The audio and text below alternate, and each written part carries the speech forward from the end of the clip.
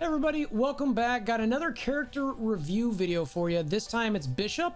A lot of people kind of anticipating this guy, pretty excited about him given his kit, given some of the things he's got. The stats match up, rank up. You excited about him? We'll see. You know, it's not always about stats, but it's definitely something that I like to factor in when looking at a new Toon. Obviously, I start with their kit. We'll look at the stats, all that kind of thing. For anybody who's new to the channel or you're just stopping by randomly, click that Discord link in the description below. Always try to put out videos to help play the game a little bit more efficiently, give some general ideas, new stuff, etc. But typically, I try to look at some stuff if you really want to get into a spreadsheet and give you the data. Try to go from a high level to low level, depending on how much detail you want. So if you want to come chat about it, come join the Discord. And then, yeah, that's really got. So let's go check out Bishop.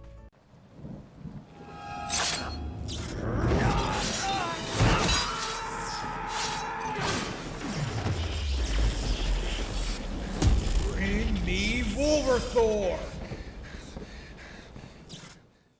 All right, so we're gonna look at his kit here. We're looking just on Discord at the Ultron bot. I just like how this kind of looks with it. Shows the T4 upgrades here. We'll save the T4 stuff.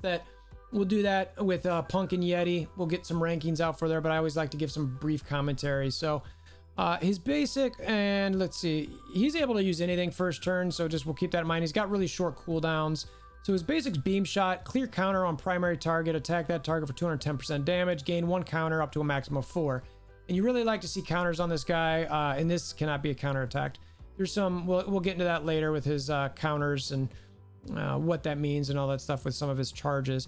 The T4s here increases that damage by 60%, unless he got super high reds on him or he's got really high damage. I'm not T4ing that more than likely, given the fact that his special and his ultimate are such short cooldowns. Not sure I really gonna spend much T4s there. His special is called Retaliation Laser. It's a 3-turn cooldown, attack primary target for 240% damage. If Jubilee is an ally, gain offense up first, attack primary target for 340% damage. Instead, apply offense up and defense up to a Jubilee ally, which is nice because he goes before her. This attack is unavoidable and always crits. So this thing is going to hit like a truck, especially if Jubilee is an ally. I like it a lot. It's going to hit for a lot of damage. It's critting. Given the fact you're probably going to use Jubilee as your ally almost all the time, this 60% T4 very well could be an essential. And the fact that it's going to be offense up, always critting, that's pretty, and giving offense up to Jubilee, I like it. So the other possibility here for your first turn is the ultimate, Blast from the Past. Attack primary target and adjacent targets for 210% damage. If charged, attack for 420% damage instead, then remove charge. So it's important to understand how he gains charge here, because you're going to want charged on this ultimate, and it's a super short cooldown there. So you really like to see that, but that is such a gigantic increase that in damage from 210 to 420, it's double the damage, that you really want to make sure that you've got that charge there. Again, the T4s, if I find, because of the charged attack increases by 120%, if I find that it's really easy to get charged, I'm probably going to call this as an essential upgrade as well, because it's a short cooldown and it's a high damage percent increase. So this guy's going to be hitting people super, super hard. Then we've got his passive, energy redirection. On spawn, if charged, gain regeneration and then clear charged. On spawn, gain taunt and defense up. So there's Javier. He always loves to chime in on these when we're shooting him. Much love, buddy. So on spawn, you get the charge, you gain the regen and clear charge. So it's basically he gets a regen. So it's like cool. You get the taunt and defense up. On it, attacked, gain charge and filled speed bar by 30%, then clear taunt. So anytime this guy gets attacked, he's gonna get a charged. So given the fact that he's going to get his taunt, then get attacked, then get charged and fill his speed bar by 30%, I'm gonna probably use his ultimate first turn, because I know he's gonna be charged and be hitting for this 420%. So I like that. I'm gonna definitely take advantage of that. At the end of this character's turn, if this character's health is greater than 80% and he is not charged, gain 1 taunt and 1 defense up to a maximum of 3. So that kind of repeats the cycle a little bit, right? Unattacked, gain charge and fill speed bar, then clear taunt. At the end of this character's turn, if the character's health is greater than 80% and he's not charged, gain 1 taunt and defense up to a max of 3. So he's basically going to use his turn. If he's above 80%, he's like, all right, I don't have a charge, so I'm gonna want you to hit me. Hit me. I'm not charged. Hit me. You hit him, he gains charge, fills speed bar, and clears taunt. So depending where he's at, he's gonna be using this again. Given it's his 2-turn cooldown, he's gonna be using it a lot. So I'm probably calling this an essential T4, given he's probably gonna be charged all the time. He's got those defense ups, he's got those charge, so ideally he stays above 80% and constantly is taunting, which is honestly gonna be amazing. With this character, while this character has taunt, gain additional 20% damage reduction, which makes it easier to stay above 80%. I'm going to call that an essential T4 because you want him to be above 80%. And then gain a 50 to 100% chance to, 50% chance to counterattack. I like the 100% chance just to make sure. Yeah, I mean, I like this guy counterattacking given the fact that he's going to be hit so often. In raids, while an astonishing X-Men drops below 50% health, gain taunt and defense up. So, you know, even once he drops below 50% in raid or 80% in raids, he's also going to have that shield security vibe to him, where he's going to taunt if somebody drops below a certain health, which is going to be kind of nice. In raids, while this character has offense up, gain an additional 20% damage. So not only is he getting that offense up, he's getting an additional 20% damage. You know, given that additional 10% damage reduction and the guaranteed chance to counterattack, I'm probably calling this a pretty essential T4 to make sure that he can keep above that 80% and stay alive. I like this kid a lot. I think with his cycle, that the way he's going to work, that you're really going to want to have a further damage reduction. You really want to gain advantage of this ultimate with getting those charges, and so that you can constantly be using that as much as you can. And then, you know, you'll sprinkle this in as much as you can as well, given the fact that it's always going to crit. You know, and again, I'm going to reinforce, I'm probably not going to T4 this because I'm going to be trying to use these other two abilities as much as I can. So that's his kit. Let's go check out the stats. All right, so what I got behind me is a giant spreadsheet that I've been keeping for anyone who's not familiar. I take everybody's stats in the game, I put them into the different categories, and I rank them within each category. And then I've got an average stats of the stats, so that you can see how these characters match up if you're just looking at the stat pool. And I've got a baseline on this where it's level 75, 7 yellow star, 4 reds, T14, 25% Stark Tech, and a passive level 4 per MSF.GG. So right now I've got this sorted by this, like I said, the average rank over here. And you can see, it doesn't take very long to see Bishop right here up at the top. He's at the 4 spot. I'll say that again, 4, okay?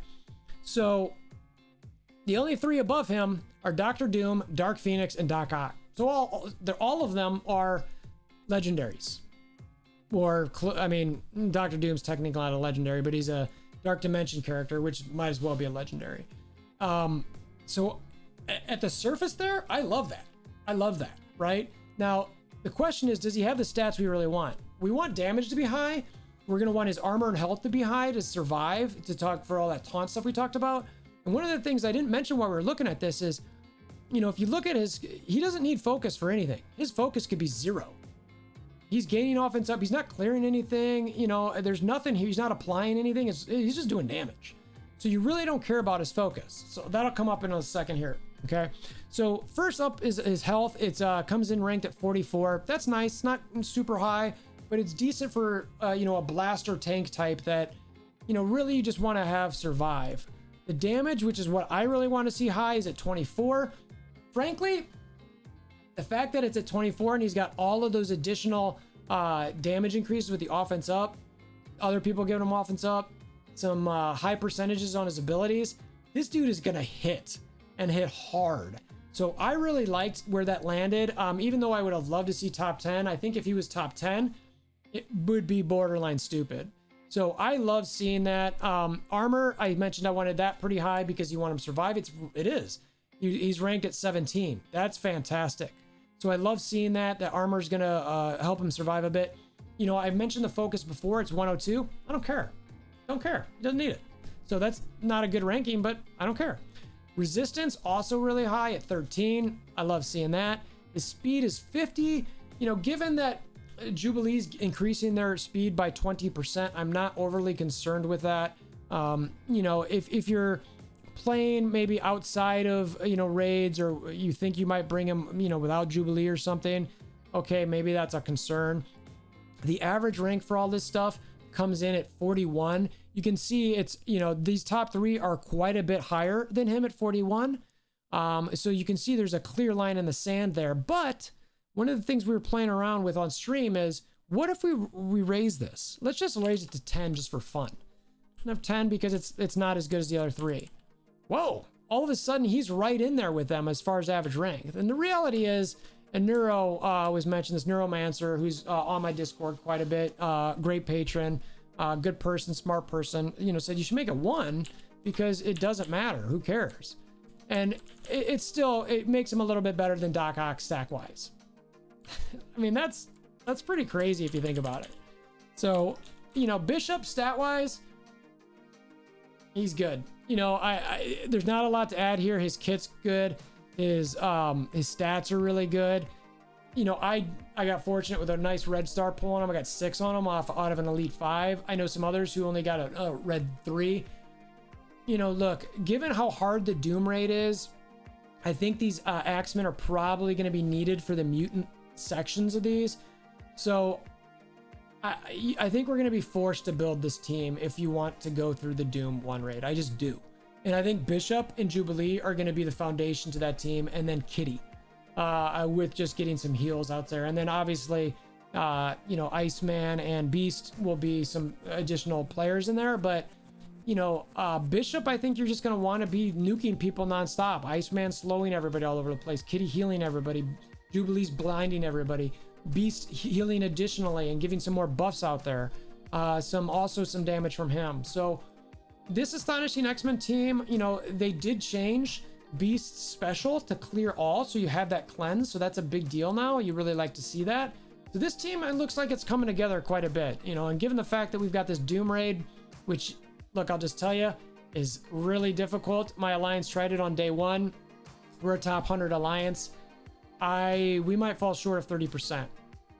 And, you know, the truth is we need those frags, those Armory 10 frags from there to be able to do the Doom raid.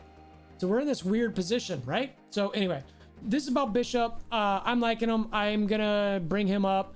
You know, I'd even consider him for Cosmic if it wasn't for some additional mutant needs. Maybe round 2, maybe the second run in there, I might bring him up just because I know I'm gonna need him elsewhere. So that's what I got. I hope this helped you guys decide what you want to do with Bishop. I like him. I think he's a good character, and the Astonishing X-Men are coming together nicely, especially given that Beast special update where it's going to give you a cleanse on all Astonishing X-Men. So like I mentioned, Discord link in the description below. Hammer down on that like button, not the Discord link, the like button. Hammer that down.